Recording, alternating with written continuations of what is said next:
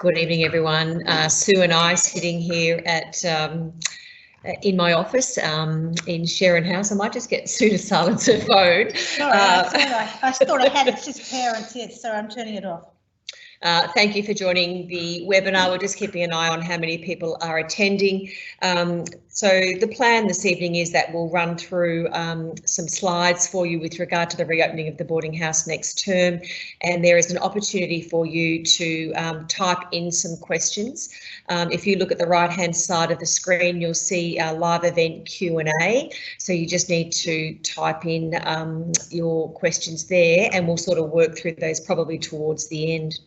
It's been great having the girls back on campus over the last few weeks, and in particular the Year 7s to 9s starting this week. They bring a youthful enthusiasm and sort of a different sound almost to the campus, which has been really lovely to hear. I've also had many conversations with Sue about the girls that have been attending prep this term, our Year 7 to 10 girls, and they have been outstanding, and Sue's been able to maintain a connection with the girls and really a wellbeing check on the girls, and also just keep an eye over their study, and if they've had any challenges. Sue's also liaised with some of the teachers on behalf of the girls if she thinks they've experienced some difficulty.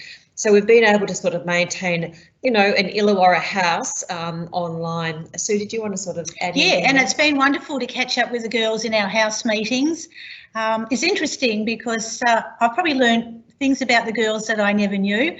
Online, we've had the opportunity to talk about things that we don't necessarily have time to talk about when we're all together in the boarding house. Things like, you know, their favourite meals, their least favourite meals, their favourite snacks. We've done quizzes, we've done Kahoots. So it's been a really nice time. And as one of our boarding captains said, we've been apart, but we're still together. So I'm looking forward to really being together next term. So I think one of the great opportunities with the online prep and house meetings is that Sue has had girls attending from Hong Kong, China, Malaysia, WA, Northern Territory, South Australia and Queensland. So we really have covered many areas of Australia and also some countries abroad as well. So it's been great that the girls have been able to access. Getting down to business, we have relied on the Australian Government Department of Health, the Australian Health Protection Principal Committee, so the AHPPC. We have used their guidelines to reopen the school campus, and we have also using their guidelines to reopen the boarding house next term.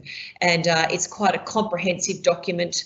I think that the one we're working on was published on the 1st of May. We are expecting an update at some stage in the next 6 to 8 weeks is probably what we are expecting. But, you know, just to assure you that, you know, we are sort of relying on these government guidelines, as are all boarding houses as well in Australia. So last night at the school council meeting, it was agreed that the boarding house would reopen in term 3. And we are doing a cautious reopening where we will look at 2 stages, and stage 1 would be in weeks 1 to 5 and stage 2 will be in weeks 6 to 10.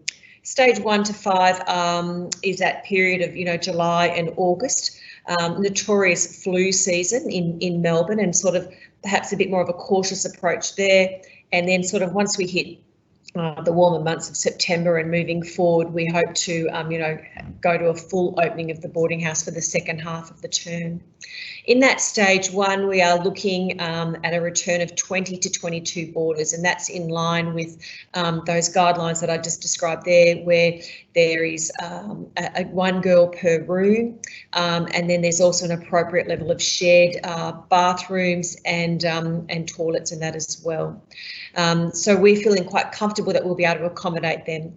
Then in the second phase of the term, weeks 6 to 10, we would like to increase the numbers and open it to a full boarding house. So that would be from Sunday the 16th of August and for the second phase, and certainly well into term 4.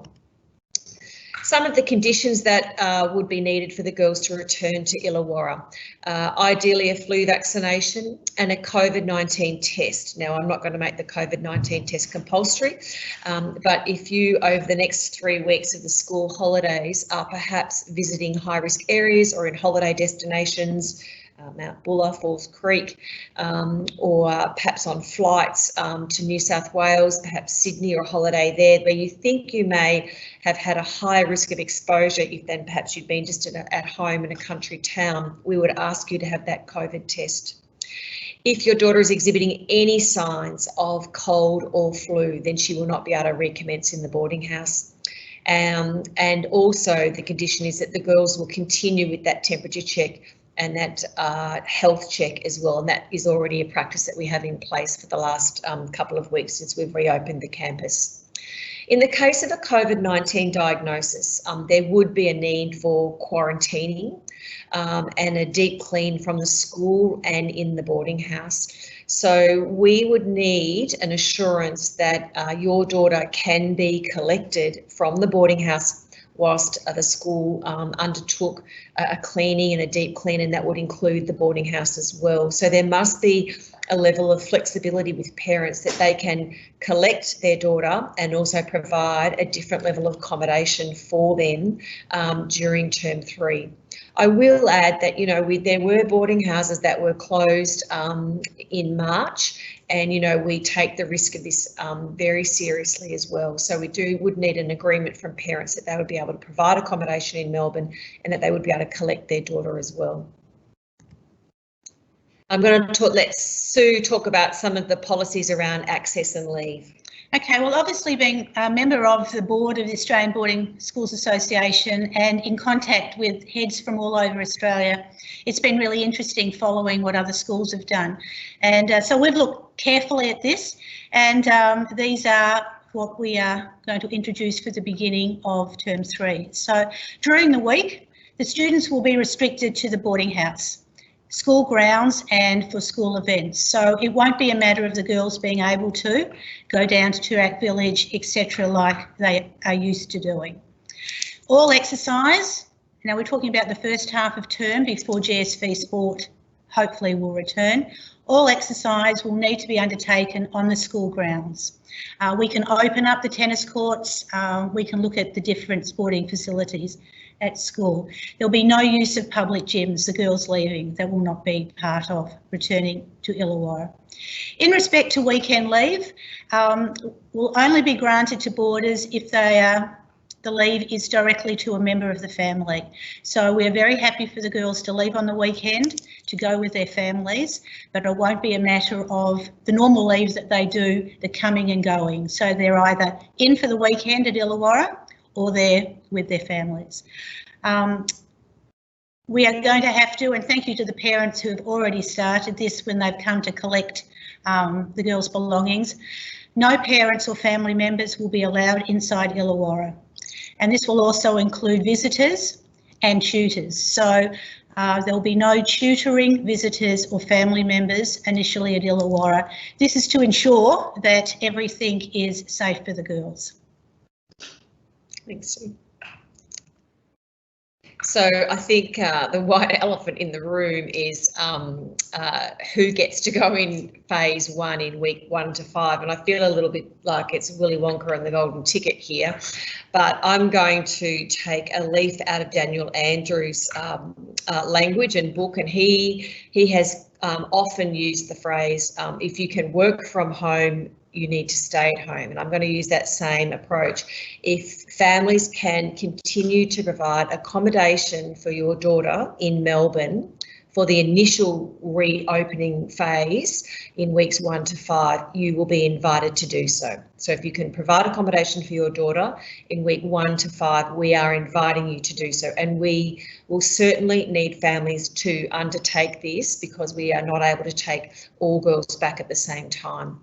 What we would also like to do is, if you can do that, we invite you to contact Sue sometime tomorrow or over the weekend, preferably by Sunday night, I think is probably our timeline. So we would like to hear from families that are able to accommodate their daughters in week 1 to 5 of term 3.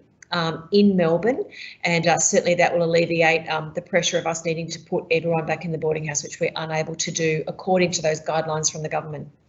For our international students who have been in homestay, we will be inviting them to remain in homestay for that initial reopening phase of week 1 to 5, and then provide the opportunity for those girls to come into the boarding house in week 6.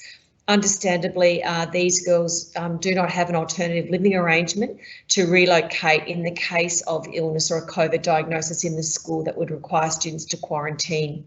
So in that initial phase, we will be asking our international students who have managed their studies and not being at home so beautifully, and we're so proud of those girls. And when our local girls manage to go home for 3 weeks, these girls will remain in homestay. So we have a high level of care for those girls, and we look forward to having them back at campus, but we will be inviting them initially to remain in that homestay arrangement just while we're in that cautious phase of opening during term 3 and during that what we would consider that high risk phase during those winter months, and once everyone has been circulating over the holidays. So 2 requests from you. The first one is to contact Sue Collister if you can accommodate your daughter for 5 weeks in term 3. We need to hear from you by Sunday evening, and then we will start some correspondence on Monday morning. And then our international students to remain in homestay. So that's all of the information that we have. We are very happy to take some written questions. I might need to put my glasses on to read that. If you have any questions, and of course Sue will be available for conversations from tomorrow morning. I think we need to let her go home and have dinner with her family so far. I think you've probably got Borders Prep as well. I do have Borders Prep, and it is also the opening of the football season, but if you do need to call me, you are very welcome to call before 7 o'clock tonight. I think on behalf of the School Council and myself and Sue, we just extend our thanks and our appreciation for your patience this term, for your ability to support your daughters for the last couple of weeks. I know the 7s, 8s and 9s have only returned 2 days ago, but I understand that some of our mums have been working from Melbourne. I hope you've enjoyed a couple of laps of the tan in doing so, and had some, beautiful time with your daughters. And perhaps you may look at this time and think, well, I'll never actually get that again. But we do appreciate your accommodating the girls in quite challenging and difficult circumstances. I will add that we will be returning to full catering as well, provided by Chartwells in the Mary Davis Centre and also in the boarding house. And Chartwells will be submitting their risk assessment that they will be assuring us, I guess, of the health of their staff. We are yet to actually see that Chartwells document, but we do know that Chartwells work across a number of boarding houses in Victoria, so we will be able to sort of liaise with those boarding houses as well. So there will be full catering for the girls as normal in the boarding house. And also we look forward to welcoming Brenda back, who does such a wonderful job of keeping the house clean, and obviously that's a really important part of the girls coming back as well. Okay, I don't think we've got any questions, Sue, so we might have been if you need to, if people, you go on the little question mark if you do need to ask us a question and type your questions. They might prefer to talk to you separately. Yes. Sue. And I'm fairly well aware of the families who have been providing accommodation in Melbourne, but if I'm not aware, please make me aware of anything I need to know. Okay. Thanks, John, who once again provided us our IT support. Yeah. Thanks, Sue, for coming in as well. And we look forward to another beautiful winter's day here in Melbourne. Blue sky, but very chilly. Thank you, everyone, and we look forward to seeing you soon. Bye-bye. Thanks very much. Bye-bye.